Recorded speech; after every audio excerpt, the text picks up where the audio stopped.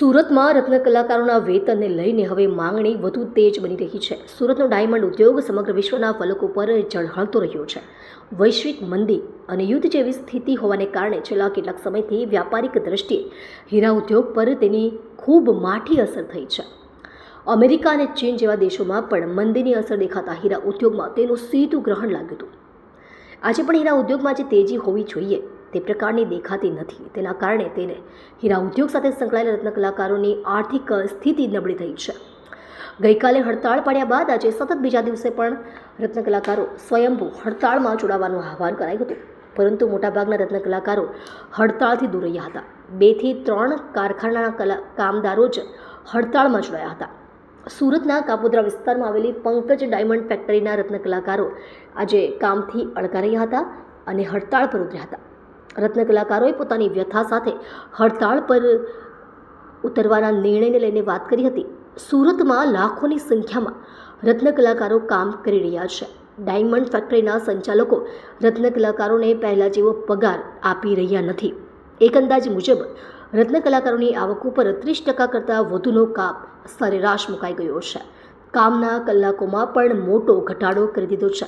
કામનો સમય ઓછો કરતાં સ્વાભાવિક રીતે જ રત્ન કલાકારો વધારે હીરા ઘસી શકતા નથી. તેને કારણે મહિનાના અંતે તેમની જે સેલેરી થવી જોઈએ તે થઈ રહી નથી. રત્ન કલાકાર રવિ સોલંકીએ જણાવ્યું હતું કે અમારી ફેક્ટરીમાં 3.0 થી લઈને 6 નંબર સુધીના હીરા આવે છે. અમારી માંગ એવી છે કે 5 અને 6 નંબરના હીરામાં ભાવ વધારો કરવો જોઈએ. ઘણા રત્ન કલાકારો જોડાતા નથી કારણ કે કેટલાકને ડર હોય કે જો તેઓ હડતાળમાં જોડાશે તો તેમનું આગળ કેવી રીતે ચાલશે.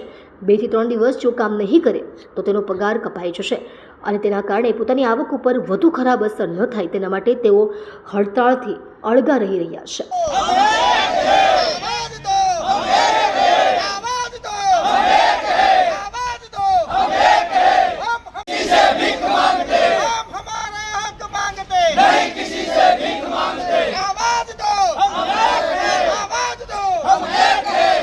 મારું નામ છે Bhavesh Tak, diamond worker union vice president. આજે બીજો દિવસ છે હડતાલનો શું કહેશો? આજે ઘણી બધી જગ્યાએથી અમને કોલ આવ્યા હતા કે કારીગરો હડતાલ ઉપર સ્વયંભૂ ઉતરેલા છે અને અમારો કોલ હતો કે સ્વયંભૂ કારીગરોએ હડતાલ પાડવી.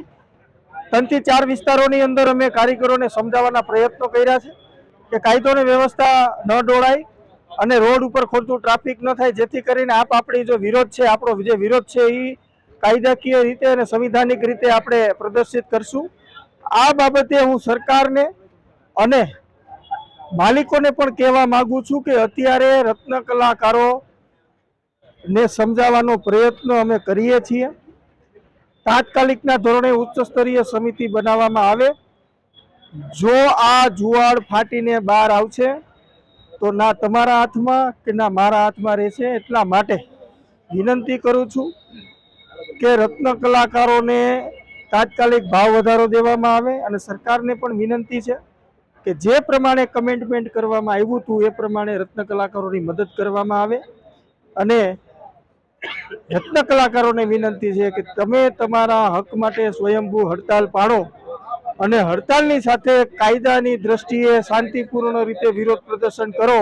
જો આજે તમે એક નહીં થયા તો આવનારા 10 વર્ષ સુધી તમારી વ્યથા કોઈ સાંભળશે નહીં. અમે તમારા માટે તત્પર છીએ, પરંતુ આજે તમારે એક થવાની ખૂબ જરૂર છે. મારું નામ પંકજ વાઘેલા. અમે ખાલી એટલું જ કહેવી છીએ, ભાવ બધી વસ્તુમાં ભાવ વધે છે, હીરામાં કેમ ભાવ નથી વધતો? રત્ન કલાકારની એના જ ભાવમાં કામ કરવાનું કામ થાય નહીં. એવી પરિસ્થિતિ અત્યારે બહુ ખરાબ છે બધાની. રૂમના ભાડામાં ભાવ વધે, પેટ્રોલમાં ભાવ વધે, હીરામાં એકમાં ભાવ નથી વધતો. શું માંગણી છે તમારી? બસ અત્યારે રત્ન કલાકાર બધા હડતાલમાં જોડાણા છે, ધીમે ધીમે બધા આવે છે. સરકારની જ માંગણી છે. મહેશ ખાસ હડતાલમાં જોડાયા છે, શું કહેશો? શું માંગણી? 500-700 રૂપિયાનું કામ થાય, બરાબર? હવે 500-700 રૂપિયામાં ભાડાનું કરવું, ખાવાનું કરવું કે પછી બીજું પૂરું પાડવું બધા ફેમિલીવાળા. એટલે કાંક ભાવ થોડોક વધારે હોય, થોડુંક કામ વધારે થાય તો કાંક કરીએ કે એમ. ક્યાં સુધી હડતાલમાં? હડતાલ તો છે ને ભાવ નહીં વધે ત્યાં સુધી હડતાલ આપણે પાડવાની છે. એટલે રત્ન કલાકારો જોડાયા છે અત્યારે તો જો કે થોડાક છે, પણ આપણે વધારે ધીમે ધીમે જોડાઈશું આમાં બધાને ખબર પડે ને યાર આમ થોડું હાલે